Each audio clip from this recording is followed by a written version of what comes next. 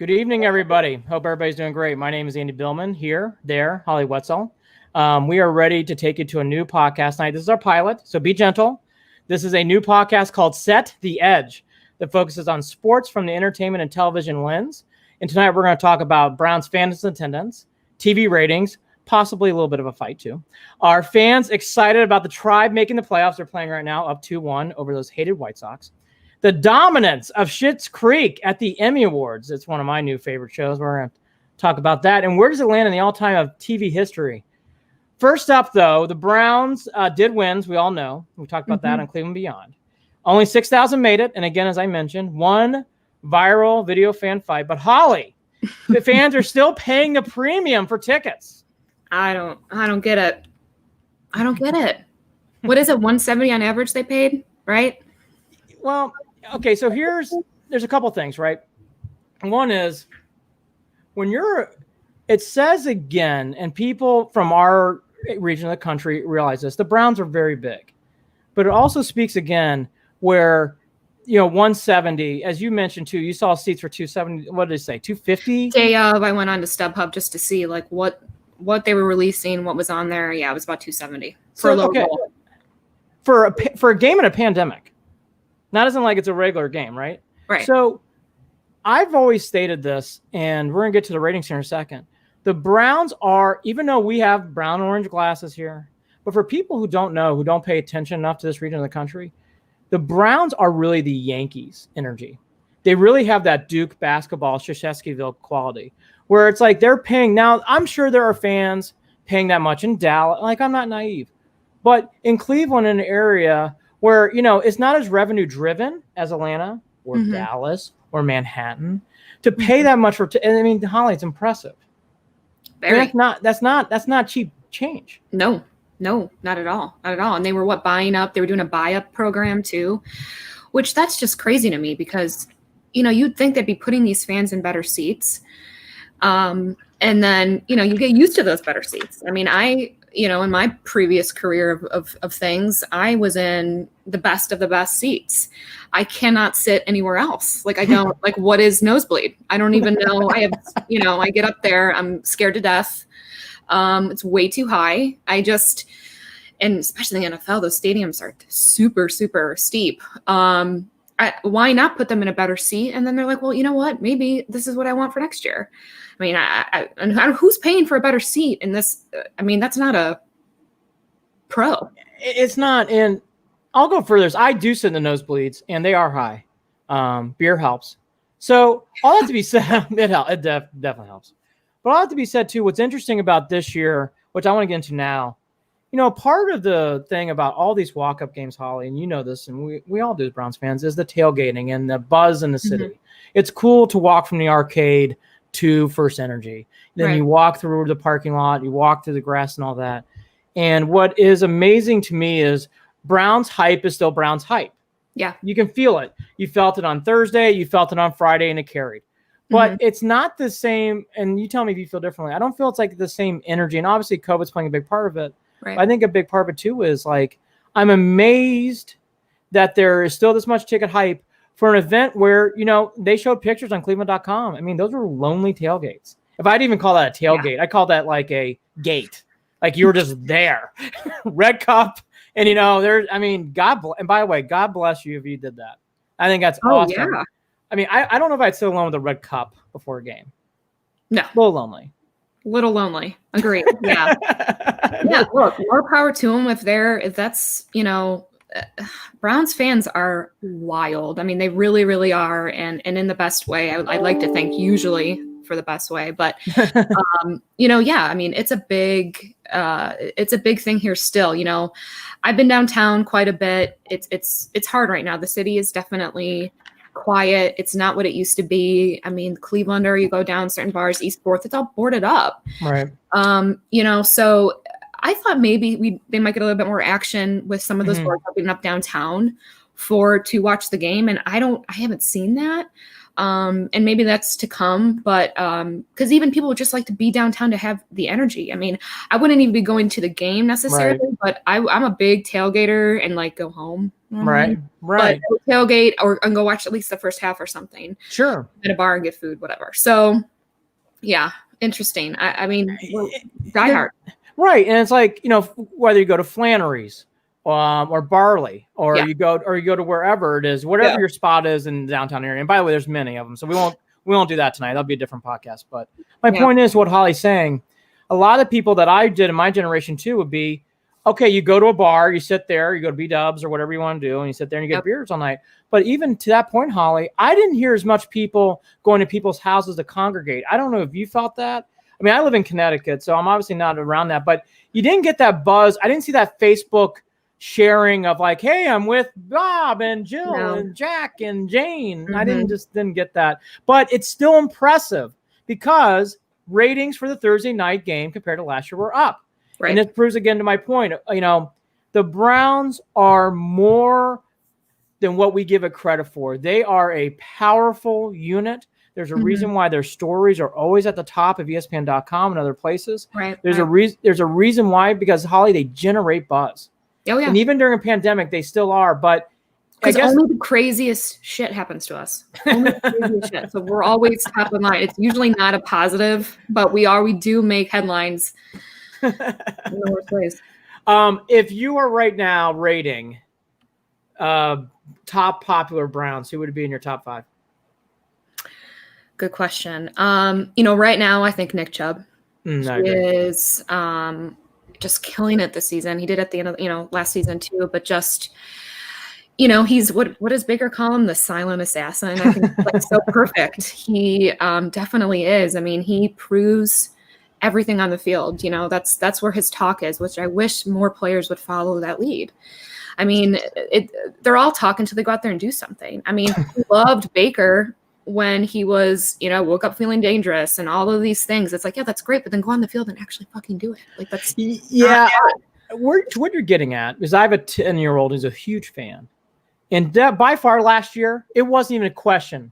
Even after the Titans, Baker Mayfield number 1. Right. It was not even close. Oh yeah. I agree with you. It's Chubb, Myles Garrett. I would probably throw in there a Kareem Hunt, which is interesting. I mean, he's really risen up the popularity ranks. Yes. Yeah, I was not a fan of him when we picked him up. I did not think, the whole domestic violence NFL thing is a whole other issue. But I just, I didn't see the point. It's just talent always clouds that in a lot of sports, especially the NFL. So, but he's kept his head down. Like he's doing what he needs to do. He wants to be here. He wants to play. Like, look, I'm all about people, reviving themselves and trying to turn a corner. So he feels in the fold of Cleveland. Yeah. And I was with you. I talked about this on the podcast I do with Jared, Cleveland Beyond. I did not agree with it either. Mm-hmm. And last year I definitely did not. I felt, and for different reasons, I think last year fucking blew. Okay, fine. Yeah. All that to be said, I give that kid credit. He's shown a lot. You can tell he's trying his best. He's certainly not perfect. We all saw the video. We all know he's not perfect. Right. But I'll say this. He is. I can tell he's trying and he's fighting through some things. And he definitely wants to make an impression and wants to do well in Cleveland. And so it's hard not to root for him, I guess would be my point. And him and Chubb are close. Yes. You would think it'd be a competition, but they're close. And that's a good thing. So maybe he's feeding off of Chubb's, ability to kind of, keep his head down and, prove what he has to do on the field. Yeah. So it's a pretty good matchup for both of them. Yeah. I mean, look, we all love Kosar in the 80s. But for being fair, what drove the ship in 85 was Biner and Mack. And that's what we have here. It's really, really nice to see that. And I agree with you. Chubb and Hunt are easy to root for. They play hard.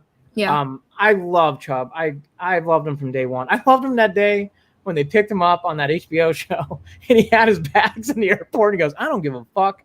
I'm here to run the ball and I'm here to score touchdowns. And he had that look from day one. Just do your job. Just do your job. Now, okay, let's go down this road for a second. I don't mind it. I'm cool with it. The Baker Hulu, Baker Progressive, Baker. I'm good with that stuff. Yeah. I get it. If I'm in the business of making money, if it was there, I would take it. Are you cool with it? Are you feeling that vibe? I know there are some fans who are tired of it. Well, yeah, because I think it's just everybody would be fine with it if he was playing well, right? I mean, it would be like, give me more Baker in commercials and endorsements, like, and yeah, and all of those came up, you know, when he came here, and it was off of his, you know, insane, you know, at the end of his rookie season and stuff. So it's, you know, I think people just get kind of tired of it because it's like, okay, well, we don't, as fans, and that goes for not just Cleveland, I would say any team, they want to see their players doing well. So I mean, LeBron has how many different endorsements? I mean, nobody gave a shit because he was exactly. So, and I think that's when it goes back to just keep, like, you know, him and fighting with local media and all that stuff. It's like, just go out, do what you got to do your job, keep your head down, you know, and that's how you prove people wrong. Yes. Results. So yes. And there's no doubt, too, in fairness, Baker, I thought, has turned a big corner in the pandemic. You wake-up call for sure. I well said. Yeah. Wake-up call. I actually could tell. I mean, the Ravens game was jolt. However, even as I said that, I go, you know, he sounded different even after that loss. Like last year, it would be. Well, that's humbling. Oh, it is humbling. You know, last year it'd be hair frazzled, you know, shirt like this, you know, uncollared, like, you know. Oh, God. Toilet paper on shoe, like, you know, like, oh, God, here we go. You know, it's just like. Fly down, come on. Exactly. Like, here's your quarterback. Get it together. That guy. But this year, it's a lot more confident now. So, we said, before we get to Stefanski, so Chubb, I say Garrett, Hunt. I agree with you. I think then Baker. I would say for the fifth, it can obviously go many probably directions, either Landry or OBJ. I'm going to give it to Landry because I think he fits more into the mold of the city. But I could understand the OBJ thing if people said OBJ.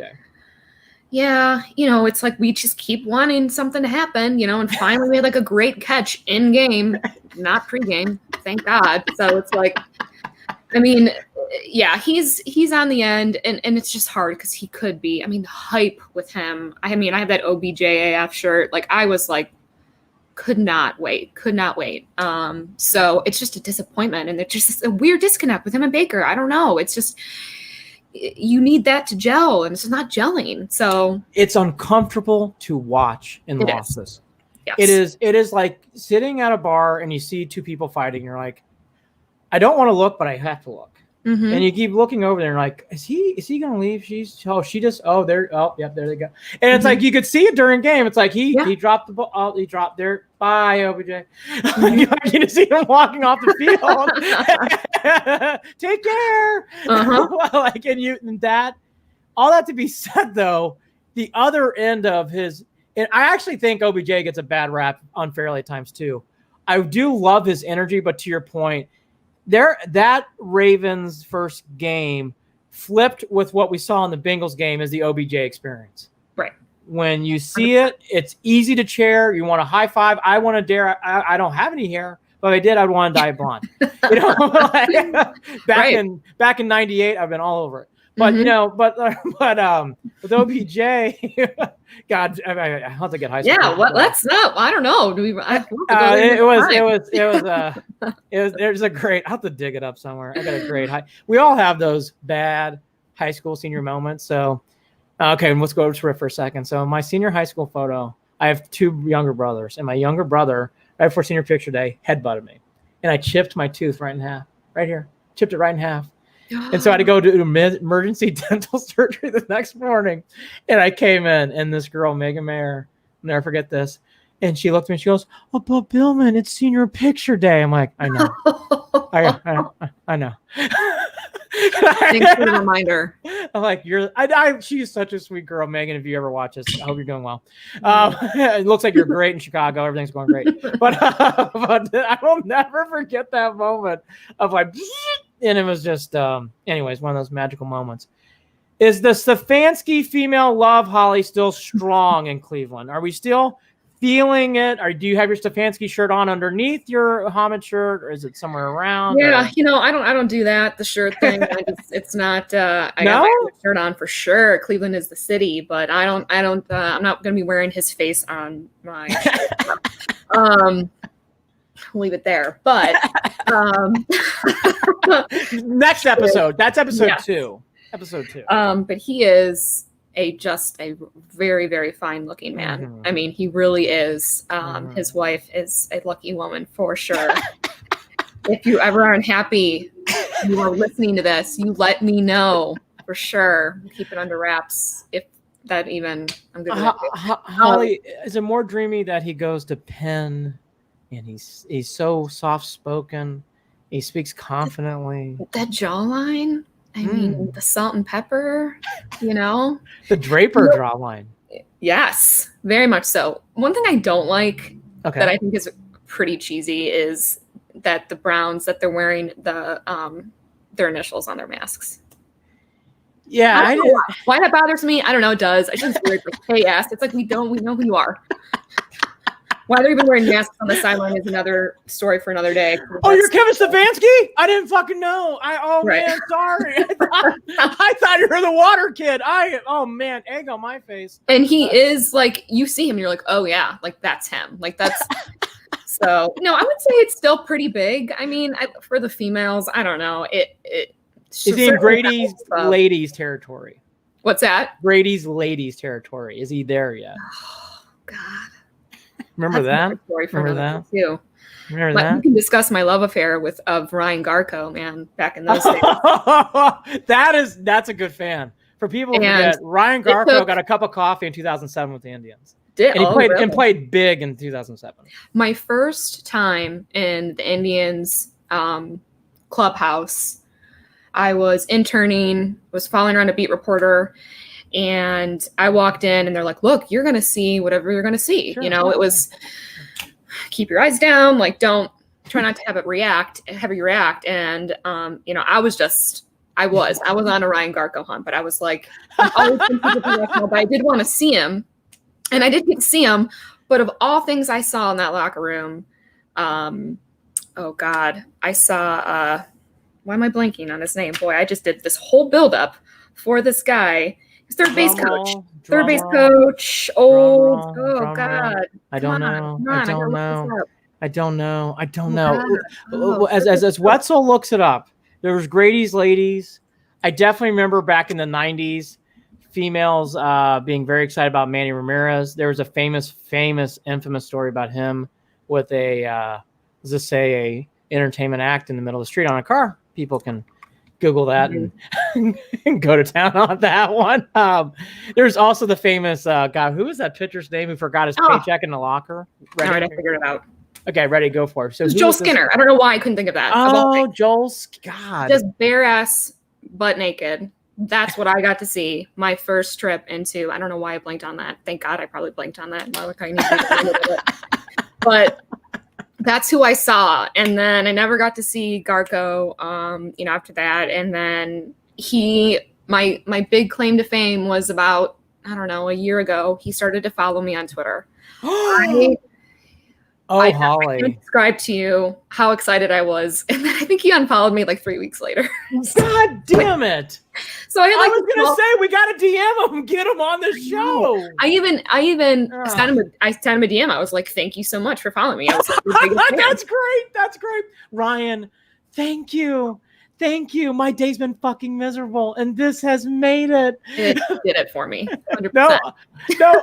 Look, and Kevin knows me.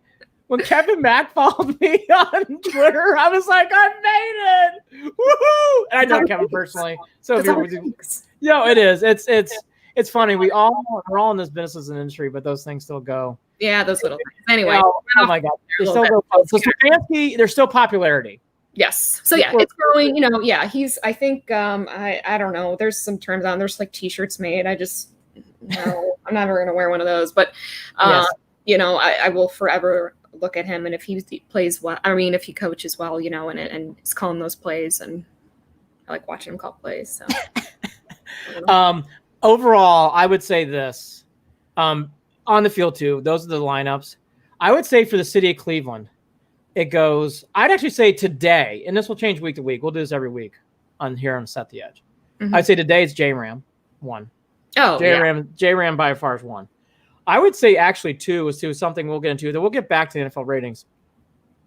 Is as people like Francona and stuff like that still really ring like a true bell. Like it's funny. Like on the we're teasing Stefanski his good looks, but in fairness, for coaches and whatever else, today that came out, Francona is still not healthy.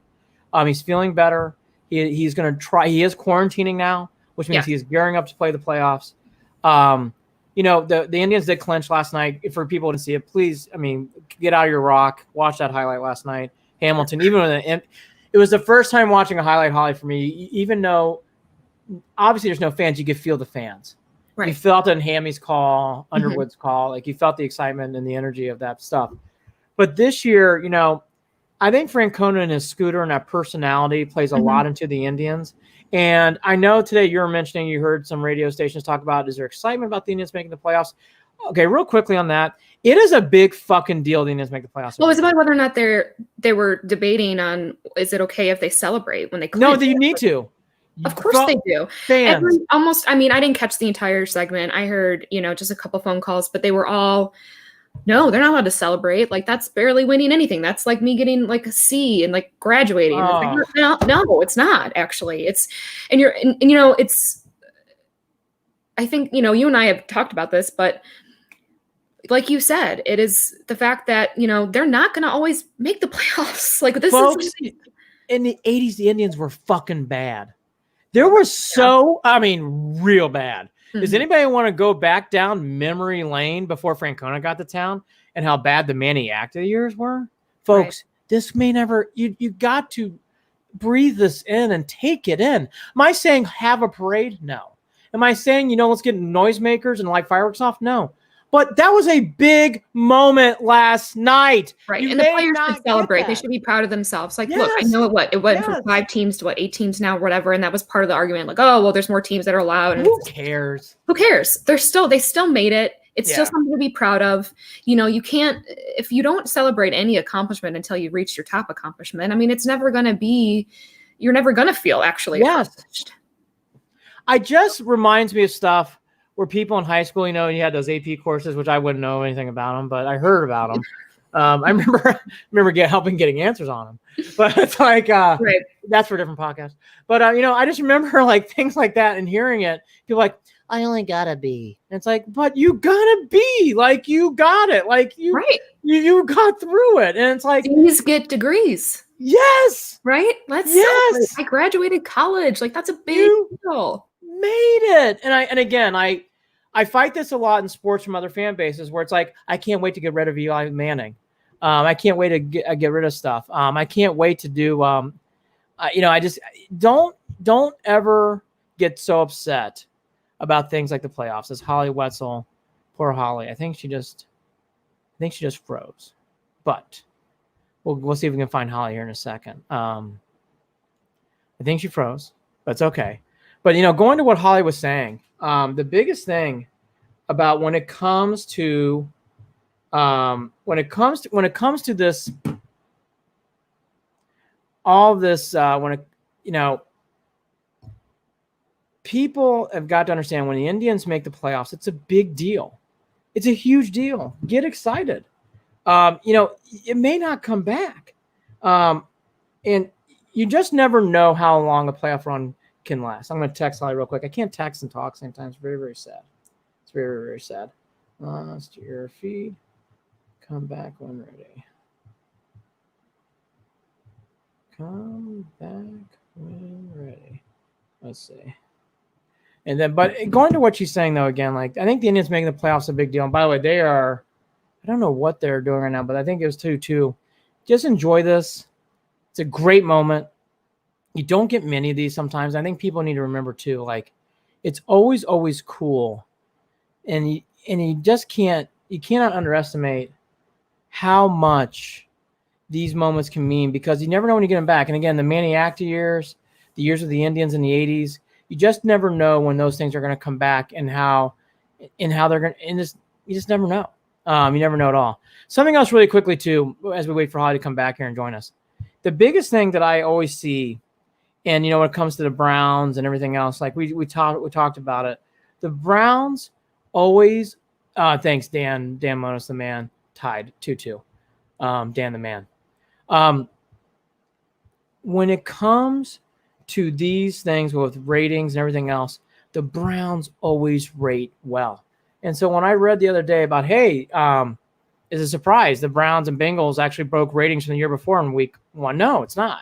The Browns, even though we're Browns fans, and sometimes in life we get way too wrapped up into, hey, is it not enough? Is it, are we overblowing the Browns? No, the Browns are a machine.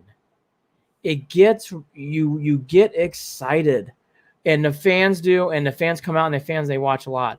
We'll give Holly here a couple seconds, and if we don't find, I might drop out and then come back here in a second. But anyways, it's all there with the Browns and the ratings.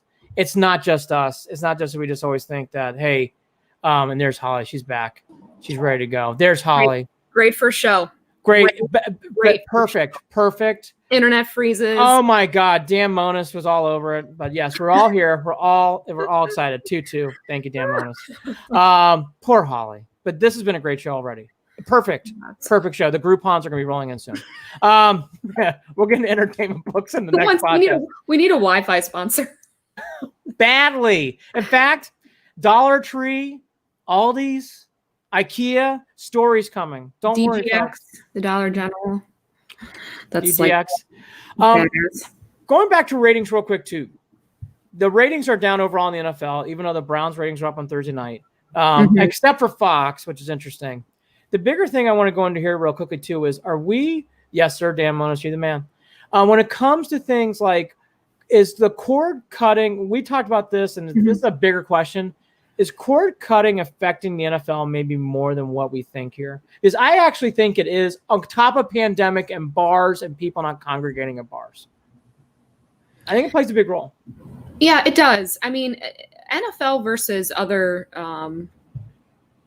leagues, like it certainly affects the MLB and it affects the NBA because of the games that they're streaming and the amount of games that you're getting on the regional sports network. So for sure, it's interesting to see what the ratings will do now that we're in an election year with the NFL. Great point. That's going to affect, I think there's 2 presidential debates that go up against Thursday Night Football. And I think ratings are down, obviously, for a couple of reasons, which we can talk about. I mean, the fact that people are protesting against that, if they don't agree with the fact, they don't agree with the fact that they are protesting with kneeling against the flag, so they won't watch. It's certainly a generational thing. I think a lot of that is. They'll be back. And I'll tell you right now, they'll be back.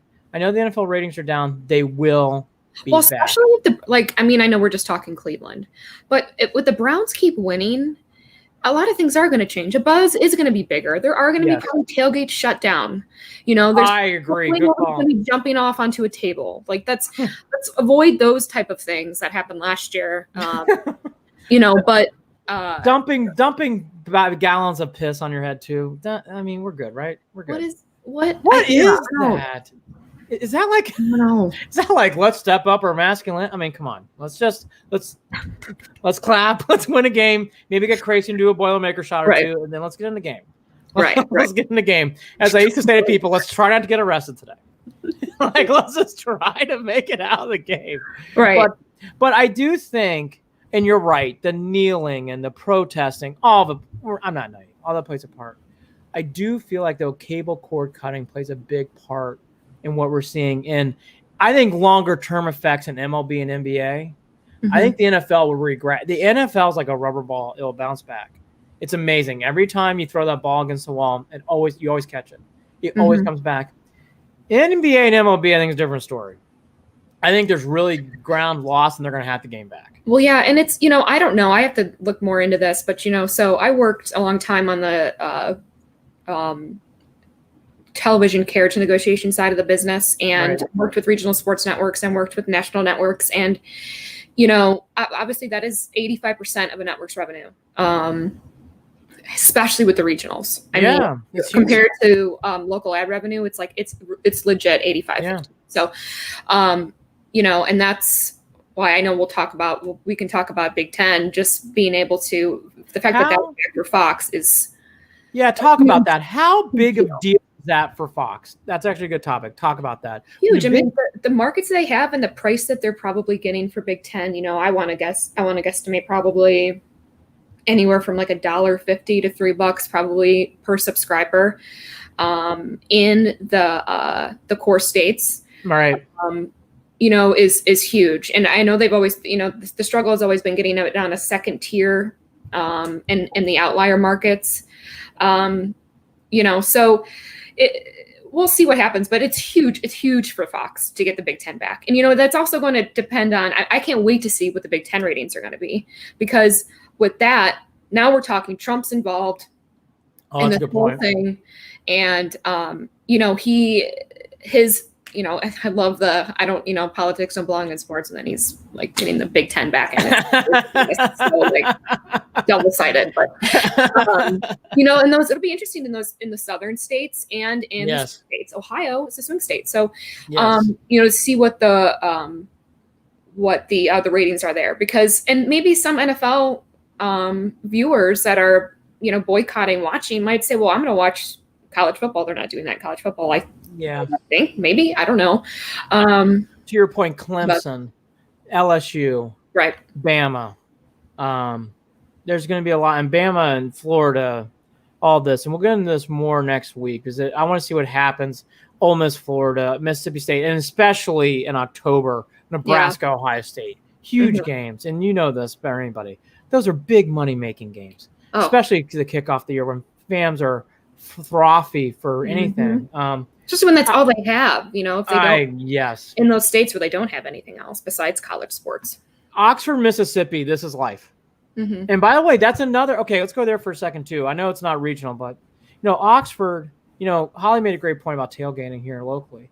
In Oxford, they have this huge thing called the Grove where people come out and they congregate in this grassy knoll area. I mean, you're not going to see that.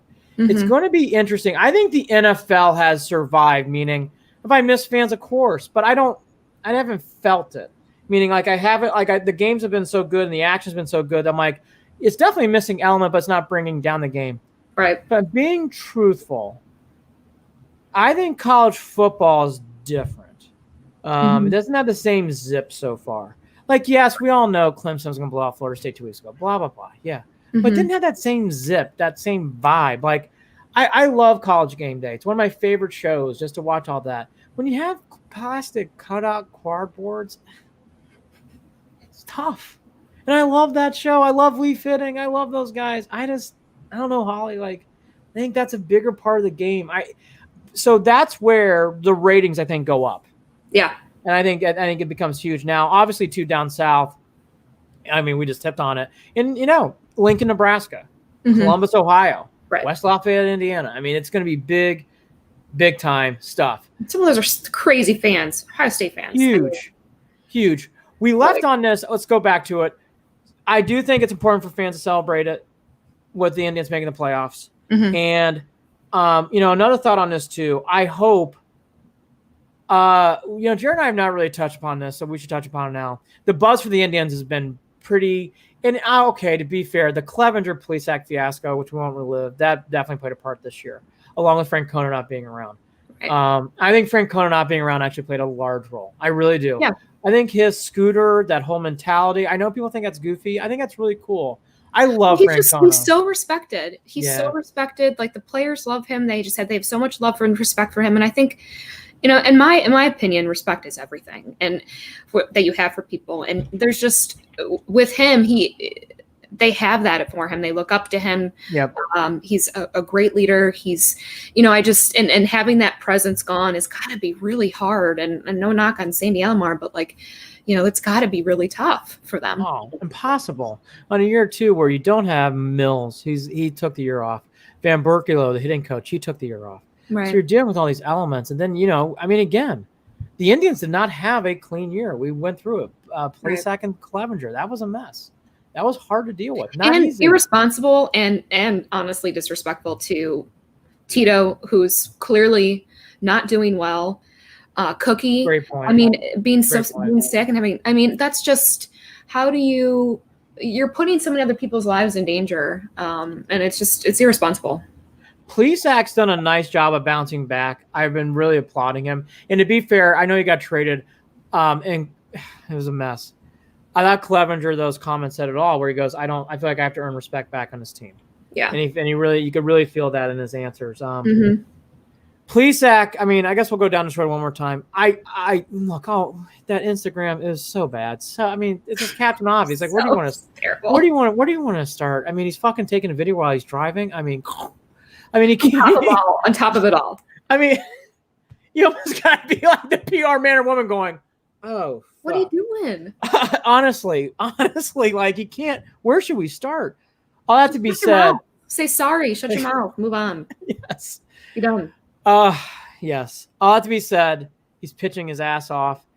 He's young. Yeah. I thought Clevenger's much different. I think it's actually the point. You should know better, Clevenger. Plesac, 21-22. Right. I know I'm being in this athlete world forever, and you have to. It's not atypical. It's not. Kids do learn. We were not the brightest kids. That's a great point. It is, because they do. You know, I try not to get down on, yeah, you're right. I mean, you think about a lot of these athletes we forget, and even college players, like they're in college. Yes. You forget that they are young and they're going to make dumb mistakes and they're going to get caught up in a lot of stuff. You know, so, and especially in a world where you're under a microscope. People are watching your every single move. Everyone, you can't say anything anymore. I mean, without offending someone. So it's got to be hard to be up and coming at that age, and having access to money, fame, all of that stuff. It's tough. I could not imagine dealing with that, actually, because I mean, like I'm assuming. I mean, I did not have a lot of money, even working at ESPN in 2002 and 3, 4. I was not making a lot of money. So it's like, you know, you're just happy to eat a sandwich at times. Right. Even working jobs like that. So to have all that money, and to your point, like, you know, we forget college is much different. I don't understand people picking on college kids. Look, I mean, a good example was at the end of the Rose Bowl when Fields made that. I mean, the guy just ran the wrong route and got picked off and the game ended. Wonderful game, Clemson, Ohio State. And I remember, was it the Rose Bowl? I can't remember. It was a B-South playoff, whatever. But my point is, like, I felt the fans, I saw the reaction. I'm like, you know, that kid just made a wrong move on the wide receiver. God, I mean, that kid's 20. I mean, that happens. It happens. When you get to the pros, hey, different story. There is no, hey, I'm running up the score. Hey, you're getting paid. Yeah. You fucking stop it. Like, if you don't like it, like, and it's hard for MLB rookies though. I mean, they're getting paid. I mean, what Lindor? I mean, but he's I don't know. He's a whole different conversation too, because he's really he's been such a great example. Wonderful player on the field. So wonderful. The you know, I'll throw Myles Garrett, love for the Cavs, and Indians with Lindor. Holly, the city's been lucky. These are 3 very good examples. They're bright men. They talk well. They show a lot of leadership, and they give a lot back. Right. And you can choose any of those roads. I mean, Lindor is a breath of fresh air. Did a lot for Puerto Rico. Spoke about that. Myles Garrett, for what he has done, donating a lot of money ever since that big contract, showing up and getting into work with the community. You can't say enough about the man. Right. And again, love. I know you and I talk about this offline. I'm a big studier of mental health. It is not easy to admit publicly what he's been doing on a microphone and platform. And for him, what he's been doing. It's just, you know, the city's really, really, I can't express it, lucky. Very much so. Right. Very, very, very lucky. Stigma out there, yeah. Holly makes a great point, so let's bring it up. It's on the rundown. No one can see. It's kind of secretive. Not really, but we'll sell it on eBay. Well, yeah, that's right. Yeah, it's right there. We'll autograph it. It's going to be really valuable someday. Here's the whole thing about the Indians, and Jared and I are going to get to this more, but I'm going to touch upon it quickly. The only thing I don't want is A's and Rays. Those 2 teams, because they're mirror like the Indians. Small market, small ball, pitching led, very smart, analytics driven. I agree. Those uniforms are intimidating. I don't like Aaron Boone. Yankees, all right. I'm a little worried, but okay, let's go. Come on down. Why are people afraid to play the Yankees? I don't know. By the way, the Indians and Yankees have always split. Only yeah, split. we've not. It's not like, I mean, I don't understand, and I hate that. Like, what? I think we get the 7 seed or whatever. It's like, well, if we have to play the Yankees, it's like, I don't know. I'm just, No, you're right though. But who cares? Who gives a fuck? The Yankees. Look, we forgot someone. Shane Bieber, who might. Oh, I could imagine. So, like, look, Shane, but he should be up there. That's another guy. Okay, let's go. Let's go down this road. I love Bieber tonight, pitching well again. Mhm. I love his attitude. I love his persona. He is the, how much I love her pitchers that come in and out of here. Bauer, Clevenger. It's nice to have someone like Bieber who he's going to win. Holly, right now in Vegas, you would have to bet $2,500 to win $100 on Bieber winning the Cy Young. That's how much of a favorite tonight Bieber is winning Cy Young. He's winning the Cy Young. Wow. Okay? He is a fantastic addition to this. Yeah. And he's exciting. People need to remember, Bieber, you only have to win 2 games, folks. 2. Mm-hmm. 2. Yep. So all that to be said. All right, going back to ratings for a second. Holly and I went through some stuff. Ratings are down in the NFL. The Emmys were last Sunday. The Emmy ratings were down. They've been going down. I mean, there's a whole debate about what that means and all that. But the road I want to turn into was, the Sunday formats and Sunday shows. And I'm working at ESPN and Disney, and Holly working at Fox. You get these ratings books. You get these rating things. You get them usually get like one at 8 in the morning. Then you get one like at 2 or 3 o'clock in the afternoon. Mm-hmm. You start grinding through, and I did that. Deadline. People who don't watch this, Deadline's a great website to go through this stuff, and you kind of get the statistics. And what jumped out to me on television now is and I snark, but there's Big Brother almost getting the same rating as the Emmys.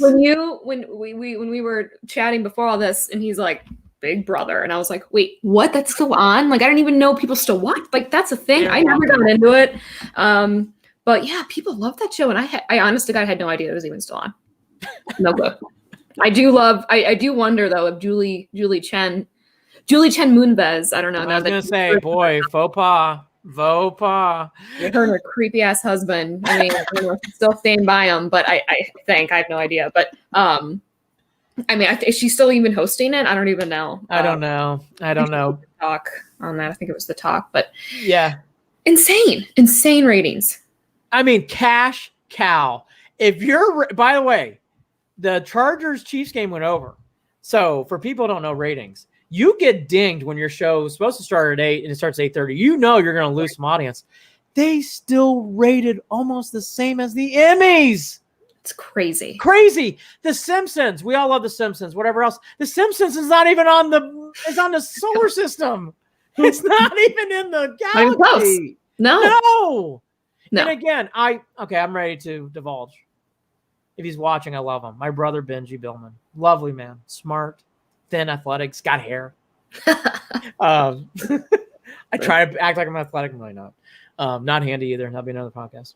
But Benji is huge into Survivor.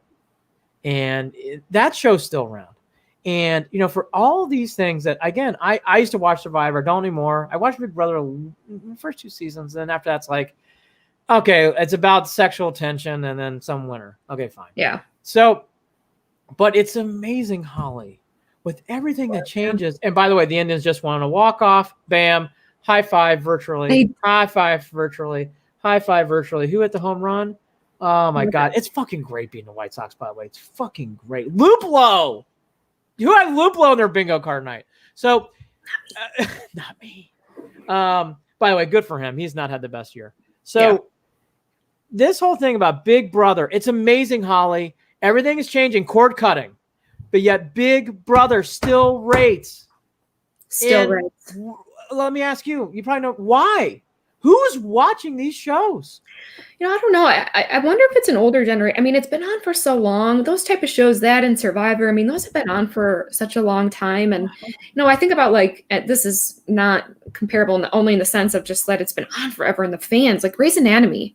Just the fan base, and it's like almost a whole new cast, except I think for the main. I mean, I stopped watching it years ago, but That's another show. It's just this crazy. I mean, it still does great. I don't even know how many seasons it's been on, like now, like 15, 13. I don't even know, something like that, some obnoxious number. But it's just, yeah, I don't know. I mean, kind of to touch back, by the way, I forgot to mention this when we were talking about NFL ratings and then the cord cutting and stuff. Right now on Thursday nights, like the Thursday nights are I think it was over 500,000 people streamed Thursday night football off the Twitter account. That is a big deal. Huge, life-changing number. Like that's the kind of number that pops. So going down that, okay, let's go back to cord cutting. I really wonder, I think the NFL, let's put that aside for a second. With everything that happened this year in the pandemic, I love baseball. I'm there for every Indians game. I watch almost every Cavs game. I'm wondering, because this year in the playoffs for the NBA has been wonderful this year, Holly, but the ratings have been down. I wonder how, if I'm being honest, after pandemic's done, I wonder if they're going to have that huge bounce back. The NBA was flying. People forget, 4 years ago, the NBA was creeping towards the NFL. They weren't there, but they were on their way. They were getting there. Mm-hmm. But now it's a huge step down. I mean, I don't know. I'm interested to see politics they ever get might back. play a part into that with the NBA. Look, the NBA has been by far the most outspoken with that on the politics side of things. There's a lot of that comes into play. It's just been such a weird year. It has been. It has. I guess my bigger point about this, people need to watch. The MLB took their ding after the '94 strike, and the NBA definitely took their ding pre-Magic and Bruce. I mean, that's like God, even before Holly and I were born, clearly. Clearly, so young. me by I was actually one, but okay, whatever, fuck it. So definitely before Holly. So here's the thing, all this stuff they've gone through this, but in my opinion, watching sports, I thought those two sports, Holly, they've taken a significant step back in ratings. This is not minor. This is major potholes. Mm-hmm. I don't know. I think they're up. I think they are up more against it than when people realize. Mm-hmm. Both the NBA and MLB. Yeah. Not easy to sell. Like college football, it'll be fine. Right. I think it, and again, it's because a lot of those games are carried on regional sports networks. And I think that's a big, I don't know what that looks like. And I'm going to try and look into that of what that means because, negotiating contracts in that sense, like I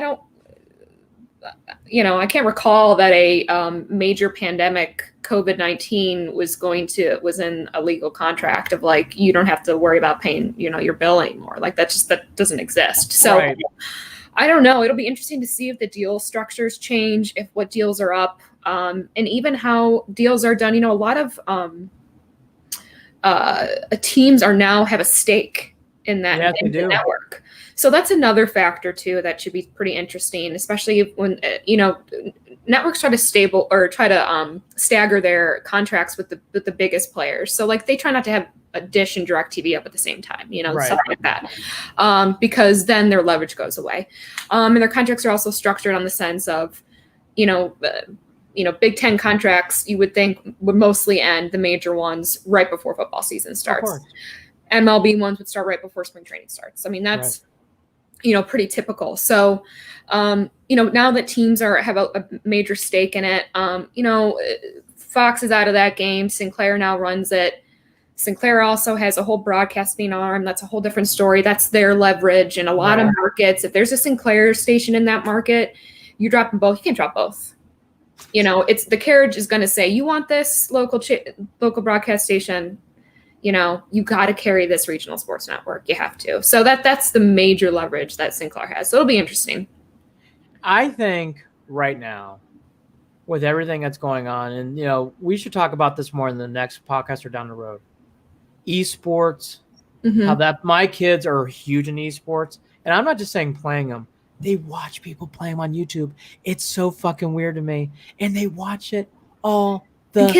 Do kids watch other kids play video games on Twitch? Oh, Holly, yes, it's insane. That's like kids get paid to play video games, and I know someone whose kid gets to play video games, and people watch him play, and he gets money for it. That's just crazy to me. How about this? I work with a guy named Joe Franco. Joe used to work at ESPN and Disney forever. How about this, Holly? There are kids at the University of New Haven who they're about ready to give scholarships to go there to play esports. Stop it. I'm not joking. People, I'm telling you, okay, in our generation, cable was everything. It jumped the needle. Sports, OJ and CNN and cable, the CNN's headline news. I mean, my God, there's actually a Court TV. I don't even know there is anymore. That whole There was a Court TV. I loved Court TV. Did you really? What was your show? My early days. Well, wasn't the Jodi Arias on Court TV? Or maybe that was Billman. I don't know. That might have been right around that time. That was when I really got into, true crime documentary. Where's Bro? That's another podcast. But I'm a huge Dateline person. Good show. But yeah, cable was everything. That's 100%. For anyone who goes, God, we used to call it mind gum in ESPN. Like you just want something. Mm-hmm. Forensic Files is a wonderful one. Oh yeah, it's another one on Netflix, by the way. Yes, that group is very bright. Like as soon as people are like, "Why did you bring back that?" I'm like, so smart. Yeah, so smart. It's great. You hear this a lot. Background. I just want it on. I'm typing scripts. I'm doing fucking emails. I don't want to think. It's like, oh my god, that's fucked up. And it's like you go back to typing your email, and it's like you're back in your world. You don't have to pay attention. I don't want storyline. I just want to. And by the way, okay, let's be fair. Maybe that's why Big Brother and these Survivor shows work.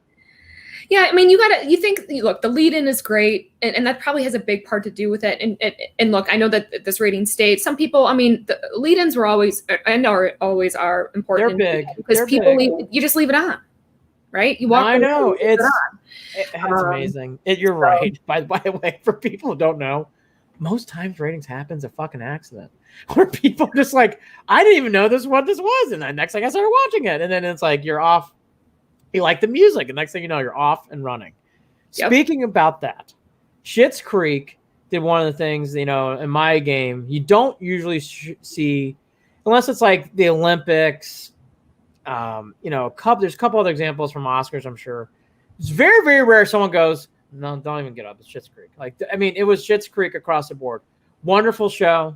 One of my new favorites. Let's do a couple roads. One, it's amazing how that show took off during the pandemic. Yeah. Schitt's Creek was like, it had been on for several years, and all of a sudden, March of this year, it took off like a rocket. Mm-hmm. I actually think now it's in that world of, and let's debate this. I think Schitt's Creek is in that level of Mad Men, Sopranos, Breaking Bad. That's big words there. If you I haven't seen win. It. So I need to watch. Okay. I know I'm behind. I'm actually I consider myself a pretty heavy TV watcher. I think my dad has said to me before, he's like, he's like, how do you find so much time to watch TV? Like, I don't understand how much time you have to watch. Because I'm like, oh, you got to watch this. You got to watch this. I've seen this. And I was like, I don't know, probably because that's a lot of reasons why. Probably at this point, deeper than this conversation, but. Schitt's Creek, I've yet to watch. But it's hard. Look, those are big words. I'm a big Breaking Bad fan. Okay. Big Game of Thrones fan. Obsessed. I was obsessed. One of the best ever. I need to watch Game of Thrones. I read your comments. I need to watch The Wire. I've never watched The Wire. Okay. So I'm 7 episodes in. I've been falling asleep when I'm watching it. And when not a good sign. No, and I don't. It's like get through the first season. Get through the first season. My best friend Emily, she's like, "Oh my God, I'll watch it again with you. You have to watch it." And I just can't.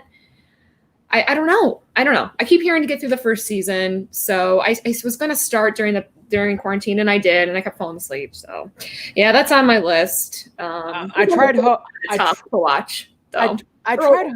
Yeah, I tried Homeland. Then. Andy, we might have a beef. That's okay. It's not a good show. How far did you get in it? A show and a half, and I broke up with a girlfriend over it. So. Oh my God! Wait a second. Homeland went deep. You broke up with a girlfriend over Homeland? No, but you have moments where you're like, okay, she's been bragging about this show. I gotta sit down. I'm gonna sit my chair down. I'm gonna sit here, and I'm gonna sit here and watch it. I never, after one show, I'm like, Is this it? You watched one episode. I did. I'm a very tough critic. That show is unbelievable. They follow. It was kind of honestly kind of creepy. Well, they followed everything that was kind of going on, obviously in the world, but they predicted weird shit too. In the end, I mean, it just okay. I gotta watch. I'll give it another chance for this show. Okay. I will give it another chance for the show. I need to also our homework. We're gonna get back in. We're both Stern fans. We're gonna get back into Stern too. Yeah, I love Howard Stern. We're gonna do Stern Hit for sure. Stern Hit for sure. But the other one is this Fit is on a documentary called Unfit. I know one of the executive producers are Horan, great executive producer. It's been taking off on social media. I think we should both watch it. It's on Trump. It's on that whole opinion from his mental standpoint, all that. I think we should watch and give some feedback on that. But back to Schitt's Creek, I really do. The thing is that I measure things, Holly, on as trends. Mm-hmm. When I start seeing people wearing David T-shirts, oh, David, or like, you see one-liners like, Norm from Cheers, mm-hmm. or Seinfeld, like, oh my, I was such a Seinfeld guy. We can go down what road do you want to go down? Shrinkage, whatever it is. Great. My favorite episode is the Shrinkage episode. Like a frightened turtle. One of my favorite moments. See, I'm a big Curb fan. I'm a big Curb enthusiast. Curb's good. Curb's good. Good news. I like Curb. Yeah. I like Curb.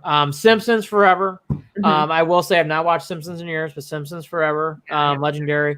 My big, and one recently that I'm excited for is I think, is it called The Queen? What is The Queen on Netflix? The one on the royalty family. The Crown? The Crown. Yeah, I haven't watched that either. Oh, wonderful. Fucking great. See, I think I watched like the first episode maybe, and I was like, yeah. So I know I know that I am super picky these days. I think because I've watched everything, and I made it. I just started watching Nurse Ratched on Netflix. What early returns? What do you think? Well, it's Ryan Murphy. And if you know Ryan Murphy, who did American Horror Story, American Horror Story, that's a tough show too, because, I love him and I thought the first season was fantastic. I don't know if you watch it. But every season really after that, just kind of like it went some weird ass ways halfway through. I started to lose it a little bit, but I like him a lot. And this has been really good. Actually, I'm still in it. It hasn't gone off any crazy rails at this point. So I'm watching Nurse Ratched right now. I always have on loop Sopranos and Mad Men. When I come out of a stressful conference call, I will watch any season of Mad Men in the suitcase, pop it in any moment. Oh, I do that with The Office.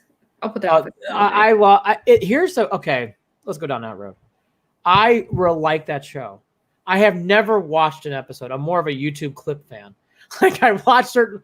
By the way, it is the first show I've seen in this generation. I have a 13-year, now 14 today, 14, 10, and 6. It has translated through all three kids. Even my 6-year-old loves The Office. Thinks it's very, very funny. Like they all love it. And they all liked. We did a little bit of Cheers. They all like Cheers. I will, for people out there who have kids and wonder, Back to the Future still works. Every one of big hits at the Billman house. Huge hits. We just watched Funny Farm the other day. Funny Farm still works. Oh yeah. God, great film. You know what's another good one? Sneaky Good. Weekend at Bernie's. Sneaky Good. Love it.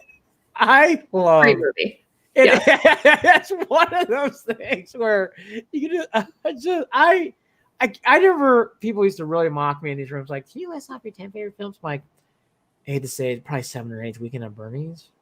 I go, the man who played Bernie was just, it's wonderful. Fantastic.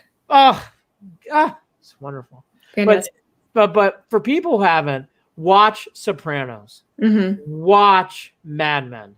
For people who are much younger than Holly and I, which is, we're in our 30s. So, I'm obviously 29. Holly's 24.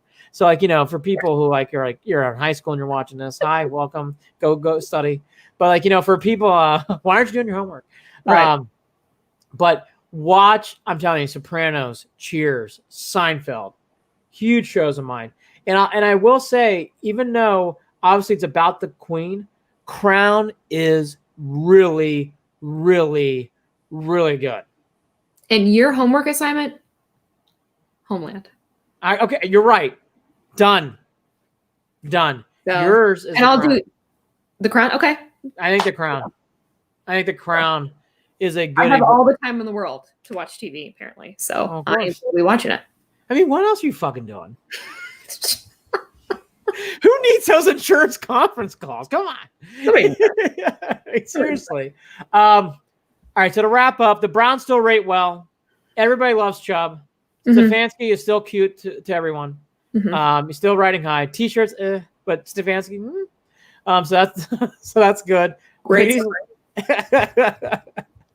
Garco. We have got. You got to get him on. Now I'm gonna like, okay, you don't have to follow me back on Twitter, but can you come on? Yes. And chat with us about back in the day. Would be really honestly. I might just be like, Ryan, I'm just gonna say peace and let you and Holly yeah. I think Eric Wedge was the general manager then, and like yes, he was the manager. Wedgie, yes. Yes. I don't think Wedge liked him, and I hated Wedge for that. I just brings me back all these memories. The best thing about now to your Yankees thing, the best thing about that was that fucking game of the bugs in Jabba Chamberlain on the mound. And Fausto Carmona, was that his name? I don't think that was his real name. Yeah, that was not his real name, but that was. Okay, let's go there. We're seeing so many stories in Cleveland. I always remember people go, Fausto Carmona. I'm like, not his real name, but I know you're talking about Fausto. Now, okay, next episode we're going to talk about jerseys. That's a jersey. Yes. You are a fan if you got Garco or Fausto Carmona. And I did. I definitely had a Garco jersey. I was did you really? One that owned a Garco jersey. I don't think I have it anymore, but I definitely did. I will show. I have picture proof. So yes, next week we're doing jerseys. Yes. And many things about the jerseys. And I will definitely show a picture of me with a Garco jersey holding it up. Yes. Something else is I know this because Holly's a great follow on Twitter. You got to follow her. Holly is, I think, at Holly and Liz. Yes, Holly and Liz. I'm AJ Bill 79, which is a dumb fucking handle, but whatever. Okay, fine. Folks, sometimes you don't have your moments. That was not my moment. Okay, fine. But follow me, you can find me, whatever. Holly, you are a Jordan fan, am I right? I am. Okay. Yes. So this is where the polarization of life. I give you credit. I can't fucking stand him. I cried when he beat the Cavs. I don't like him. I didn't like anything about him. A lot of people don't. I get it. I get why people in Cleveland didn't. And look, it's all about that's how you grew up. I mean, my dad, my brother, my older brother actually went to Michael Jordan's basketball camp. Jordan was, and not to interrupt you, you can pick up there. To be fair, Jordan was everything. Yeah. Everything. I compare it to people being LeBron fans. It's like, yeah, I'm not a Cavs fan, but I'm a LeBron fan. You follow him wherever he goes, whatever. Like, I mean, so, and we can get into a LeBron Jordan discussion on another podcast. I'd like to do that. Actually, you know what? We can. Let's just tee it up there. But I give Holly credit because she's right. Like, last final wrap-up thoughts. We'll wrap this up probably 10 more times going on Holly and I talk. Do rabbit hole, as I like to say. We're trying to wrap it up. We'll wrap it up by it's only 9:45. Fuck it. Go to 11. Sponsors are gonna love this show. You can sponsor for 2 fucking hours. Think about this, homage. You thinking? Say it over and over and over again. Oh my God, Snickers. I'm not picky. I'll fuck whatever. We go Glad. Glad trash bags. Smart water with antioxidants. A favorite of mine. When you get older, you start doing weird shit with your diet. It's not cool. It's not good for dating either. Not good for dating. There's nothing more romantic saying, do you have any plain asparagus? Yeah, you don't want to say that on a date.